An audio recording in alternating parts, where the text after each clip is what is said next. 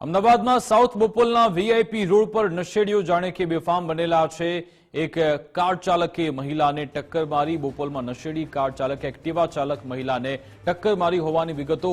બેફામ નશેડીએ પીઆઈ ગઢવી તરીકે ઓળખ આપીને પોતાનો રોફ પણ જમાવવાનો પ્રયત્ન કર્યો હતો। જો કે સ્થાનિકોએ નશેડીને પકડ્યો અને પીઆઈ તરીકેની ઓળખ આપનારને મેથી પાક પણ ચખાડ્યો હતો। વડોદરાના છાણી પોલીસ સ્ટેશનના પીઆઈ ગઢવી તરીકે ઓળખ આપી હતી। તપાસ કરતા માલુમ પડ્યું કે છાણીમાં પીઆઈ ગઢવી છે જ નહીં। કાર ચાલક એટલો નશામાં હતો કે પગ સ્થિર રહેતા નહોતા। સ્થાનિકોએ નશેડી કાર ચાલકને પોલીસના હવાલે કર્યો। ઇજાગ્રસ્ત મહિલાને સારવાર અર્થે હોસ્પિટલમાં લઈ જવાઈ।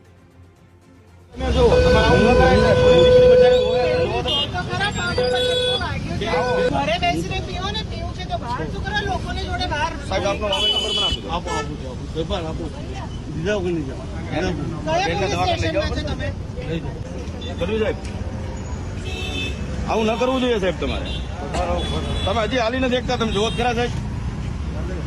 બસ તો આવું શું કામ તમે તમકા સ્વીકાર લો, મારી ભૂલ થઈ। બેનને દવાખાને લઈ જઈએ આપણે।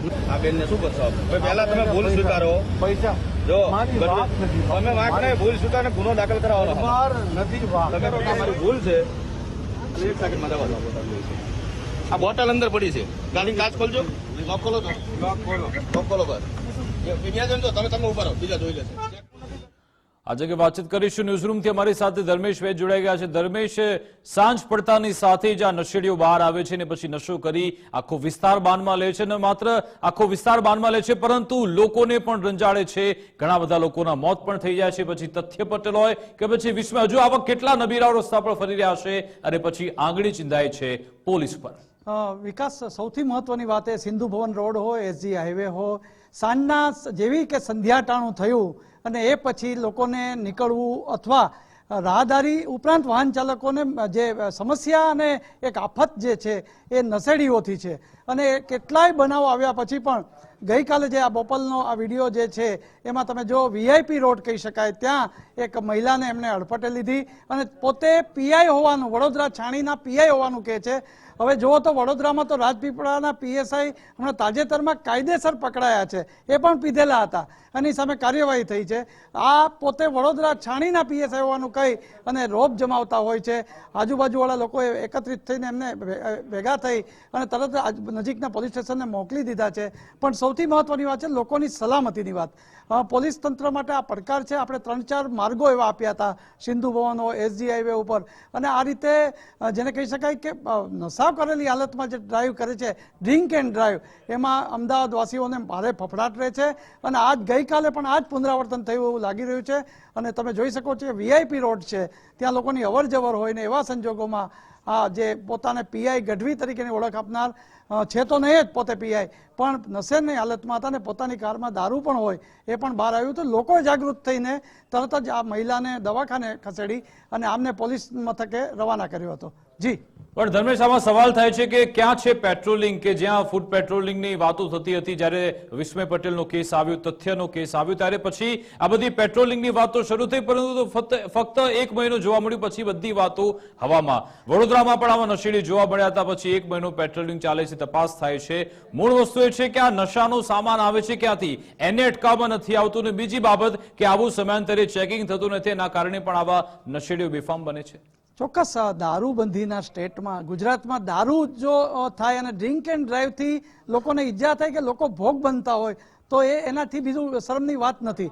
અને અમદાવાદમાં તો જે તે સમયે આપણે કહ્યું હતું કે જે મહત્વના માર્ગો છે આવી જ હાલત સિંધુ ભવનની છે કે જેવી સાંજ પડી અને રાત સુધીમાં આવા અડપટે કોઈ લઈ લે, પોતાની કાર બીજાની હોય, કોઈ સગાવાલાની હોય, કોઈ બીજો હલાવતો હોય, લાયસન્સ ન હોય, પાછો નશો કરેલી હાલતમાં હોય, આવા સંજોગોમાં જ્યારે કહી શકાય કે પોલીસ તંત્રનો ધર્મેશ, આપ અમારી સાથે બનેલ રહો। આપણી સાથે પરમાર્થસિંહ મોરી જોડાઈ ગયા છે, પ્રત્યક્ષદર્શી, એમની સાથે વાત કરીએ।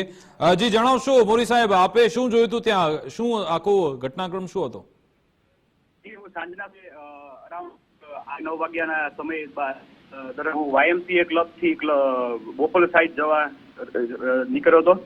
એ મેં જોઈએ બ્લેક કલરના કાળા કાચ વાળી વ્હાઇટ કલરની સ્વિફ્ટ ડિઝાયર એક બેનને ત્યાં અસામી દીધા હતા અને એમને પગમાં ઘા થઈ હતી। એટલે બેનને સૌથી પહેલા મેં કીધું કે તમને હું હોસ્પિટલ પહોંચાડી દઉં, કે ના મારા હસબન્ડ આવે છે।